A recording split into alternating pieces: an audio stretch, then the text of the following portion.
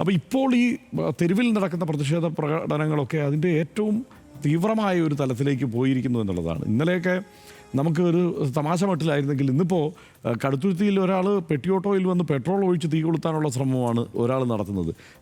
അതായത് അദ്ദേഹം കാണിച്ചത് എത്ര വലിയ അബദ്ധമാണ് എന്നുള്ളത് നമുക്ക് മനസ്സിലാകണമെങ്കിൽ പെട്രോൾ ഒഴിച്ചിരിക്കുകയാണ്. ചെറിയൊരു സ്പാർക്ക് ഉണ്ടെങ്കിൽ ഈ വേനലിന് അവിടെ പോയി നിന്നിട്ട് എന്നുവെച്ചാൽ കേരളത്തിൻ്റെ തന്നെ ചിത്രം മാറിയേനെ ഇത്തരം ഒരു സാഹചര്യത്തിൽ. അപ്പോൾ അങ്ങനെയൊക്കെയുള്ള പ്രതിഷേധ പ്രകടനങ്ങൾ ഒരു കാരണവശാലും ചെയ്യരുതാത്തതാണ്. പക്ഷേ അതിന് വരെ മുതിരുന്ന തരത്തിലേക്ക് ഈ കാര്യങ്ങൾ മാറി എന്നുള്ളതാണ്. ഇന്നിപ്പോൾ വൈകിട്ട് ഇന്നലെ തന്നെ വളരെ വ്യാപകമായി ഈ വിഷയത്തിൽ നോട്ടീസ് പ്രചരിച്ചിരുന്നു, കാർഡുകൾ പ്രചരിച്ചിരുന്നു. ഇന്ന് വൈകിട്ട് 5 മണിക്ക് എല്ലാ കേന്ദ്രങ്ങളിലും പ്രതിഷേധ പ്രകടനം ഉണ്ടാവണമെന്ന്, അത് ശക്തമായ പ്രതിഷേധ പ്രകടനമായി തന്നെ അത് പലയിടത്തും അരങ്ങേറി. കോൺഗ്രസിൻ്റെ പ്രവർത്തകർക്ക് തന്നെ കുറേ ആളുകൾ അതിൽ പങ്കെടുക്കുന്ന, മുതിർന്ന നേതാക്കളൊന്നും അല്ലെങ്കിലും താഴെത്തട്ടിലുള്ള അണികളും ആവേശ കമ്മിറ്റിക്കാരും എല്ലാവരും പങ്കെടുക്കുന്ന ഒരു സ്ഥിതി ആ പ്രകടനങ്ങൾക്കുണ്ടായി. അപ്പോൾ ഒരു പൊതുവികാരം അതാണ് എന്നും കണ്ണേ കേരള VDSA എന്നുള്ള മുദ്രാവാക്യങ്ങളുമൊക്കെ 2006 ശേഷം VS വേണ്ടി തെരുവിലിറങ്ങിയ ആൾക്കൂട്ടത്തിന് ശേഷം അങ്ങനെ ഒരു ആൾക്കൂട്ടത്തെ ആദ്യമായിട്ടാണ് കാണുന്നത്. പിന്നെ അതിനു മുമ്പ് അങ്ങനെയൊന്നും കണ്ടിട്ടില്ല.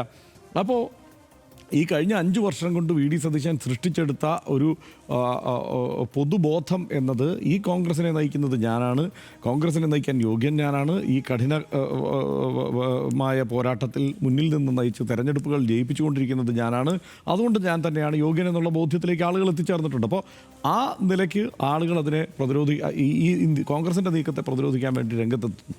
പക്ഷേ ശരിക്കിതിൽ തീരുമാനമെടുക്കേണ്ടത് കോൺഗ്രസ്സാണ്. കോൺഗ്രസ് പാർട്ടി ഒരു തീരുമാനമെടുത്തിരിക്കുന്നു. ആ പാർട്ടിയുടെ തീരുമാനപ്രകാരം ഈ നേതാക്കളൊക്കെ മത്സരിക്കുന്നു. KC വേണുഗോപാൽ മത്സരിക്കുന്നില്ല.